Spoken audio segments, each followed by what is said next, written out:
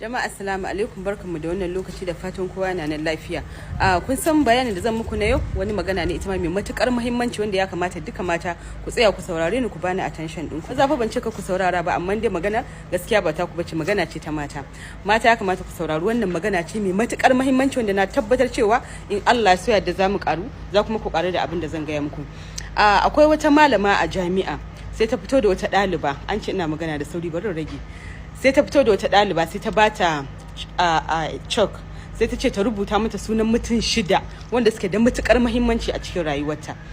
Ɗaliban nan sai ta ce to sai ta karba, sai ta rubuta sunan mahaifinta, sai ta rubuta sunan mijinta, sai ta rubuta sunan mahaifiyarta, sai ta rubuta sunan kanwarta, ta rubuta sunan yayanta, sai ta rubuta sunan ɗanta. Kun ga ta rubuta sunan mutum 6 kenan. Sai malaman nan ta kalle ta tace kin tabbatar cewa waɗannan mutum 6 suna da matukar muhimmanci a rayuwarki? Tace na tabbata. Kin tabbatar cewa waɗannan mutanen sun baki gagarumar gudunmawa a rayuwarki? Tace na tabbata. Sai ta kalli yan aji sai ta ce kun yadda da haka? Sai suka ce min yadda. Sai ta ce to shikenan. Sai ta ƙara bata abun kuma goge rubutu. Sai ta ce mata ta goge sunan mutane 2 daga cikin waɗannan mutum 6 waɗanda muhimmancin su bai kai sauran ba.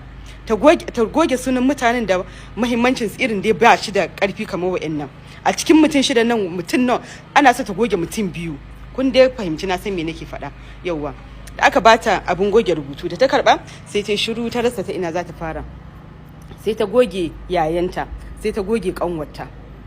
Sai malaman nan sai ta ce wa'annan suwa kika goge? Sai ta ce wana na goge da kanwata. Sai ta ce me alaka ki da su? Sai ta ce wannan wana ne, uwan mu dai uban mu dai, shi na goge. Wannan kuma kanwata ce, ni na sha nono na bata, ita na goge.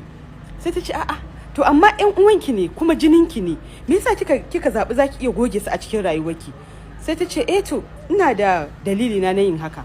To yanzu dai sai ta ce to shikenan. Sai malama ta ce to shikenan. Sai ta ƙara kallon yan aji sai ta ce kun gamsu da abin da ta faɗa? Sai suka ce to ba mu sani ba mu san me dalilin ta na yin haka ba. Shikenan sai malaman nan sai ta ƙara bata dasta abin goge sunaye.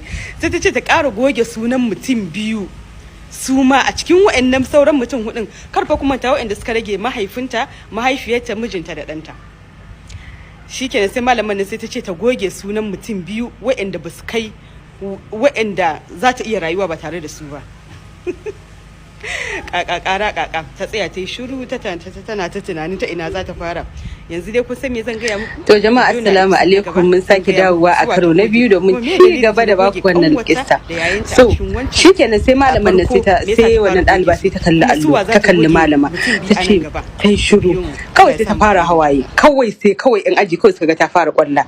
Hankalin kowa ya tashi, me yasa take kwalla bayan an ce ta ƙara goge mutum 2? To mutum 2 nan kar ku manta wane ne? Mahaifinta, mahaifiyarta, mijinta da ɗanta. Tana wannan zubar da hawayen kawai ta karɓi wannan abubuwan goge rubutun, kawai sai ta goge sunan mahaifinta, sai ta goge sunan ɗanta.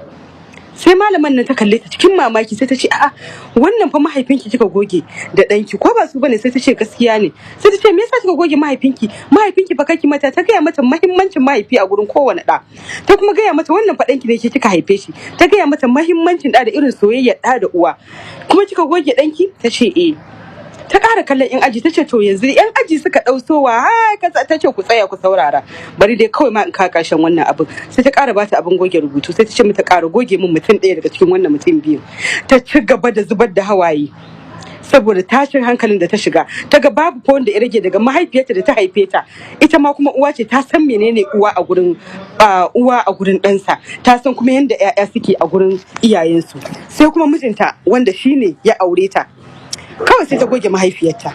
Hankalin kowa ya tashi a aji, kai kina da hankali ki goge mahaifiyarki kaza da kaza da kaza da kaza. Malaman nan sai ta ce a ku tsaya, me yasa wannan wa kika goge? Sai ta ce mahaifiyata ce wacce ta haife ni. Wa kika bari? Sai ta ce mijina. Sai ta ce ke ku me yasa kika zabi mijinki akan ƴan uwanki wanda kuke uwa ɗaya uba ɗaya, akan ɗanki da kika haifa a cikin ki, akan mahaifanki da suka kaki duniya?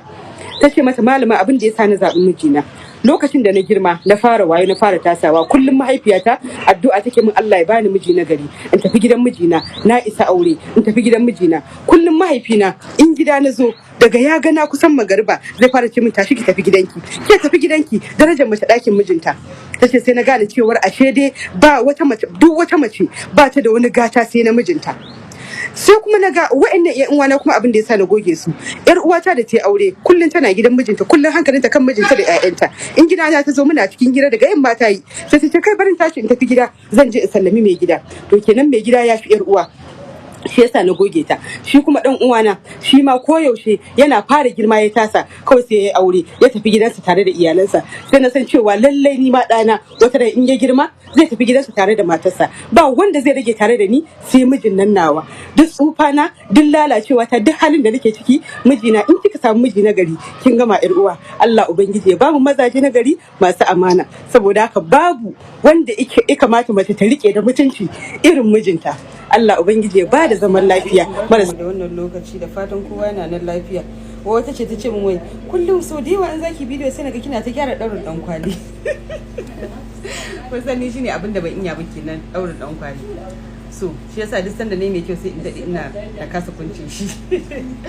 So barkanmu da wannan lokaci, da fatan kowa yana nan lafiya. Kun san me? Wata shawara nake so da Allah ku taya ni bayarwa. Akwai mai section da Allah ko ya taimaka ya bada gudunmawarsa. Akwai wata kawata, so gaskiya na dade ban ganta ba shekaru da yawa, tun muna primary school, muna primary 4.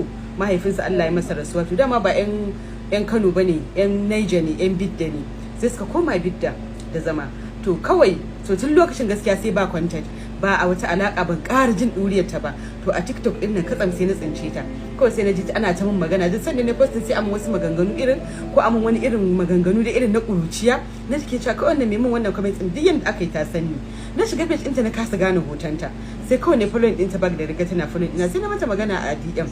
Sai ta ce min ai wance ce ina ta so in magana da kina rasa yanda zan yi kaza kaza. So in fact dai muka exchanging number. Daga ƙarshe dai muka magana, na kira ta, kai ta turo min number ta, na kira ta a waya, sai muka fara magana. Na ce wance ya yara, saboda gaskiya a lokacin ma ta girmin ta bani wurin shekara 4, dan a lokacin ma isa ma gidansu ba a sa su makaranta da wuri ba. Sai na ce ya yara, sai ta ce min ai in ga ya miki rika har yanzu ban taba aure ba. Na ce baki taba aure ba? Ta ce min wallahi bata taba aure ba. Na ce to aiki kike? Ta ce ai daga lokacin da suka bar Kano daga wannan aji 4 primary bata ƙara ci gaba da makaranta ba. Ba makaranta ba aure. Jama'a wani irin family muke tare da su, wani irin dangi muke tare da su. Tun daga wannan lokacin ku bar dai wannan magana, zumunci yayi karanci, amma dai ya kamata mu dinga bada hankali akan maganar makarantar yara. Dan babanta ya mutu shikenan kuma sai makaranta ta gagare ta. Jama'a to yanzu dai ni shawara da nake so ku bani shine, dan Allah wani gudunmawa kuka ga ya kamata a ba wannan biwar Allah a yanzu. Na ɗaya dai ba ta karatu ba, saboda primary school aji 4 ba za a sashi a lissafin ta yi karatu ba a wannan zamanin. Na biyu ba ta taba aure ba har yanzu, kuma ta gaya min cewa mahaifiyarta ta mata rasu. So akwai dai yanayin abubuwa da yawa na rayuwa da take ciki. Kira kuma yanzu da zan yi, yanzu dai tana ce min wai an za ta yi aure wai kafin azumi, wai ta samu wani. Na ce waye? Ta ce kawai dai wani ne, gara ma ko waye ka aura. Na ce mata ba maganan ko waye, yanda kike jinkirin da kuma bai kamata ki aure ko waye ba. So kira na ni yanzu da zan yi da farko dai tukuna ga waɗanda suka dade ba su yi aure ba, da zawarawa ko ƴan mata, kar ku yi roshin a rayuwa, kar a matsa a ce wai ko ma waye zan aura saboda na dade ban yi aure ba, ko ana ta cewa ban yi aure ba. Ba haka bane, ku yi addu'a, shi jinkiri alkhairi ne, Allah zai maka abu mai kyau. Kuma da Allah ku ban shawara wani gudunmawa ya kamata a ba wannan baiwar Allah. Na gode.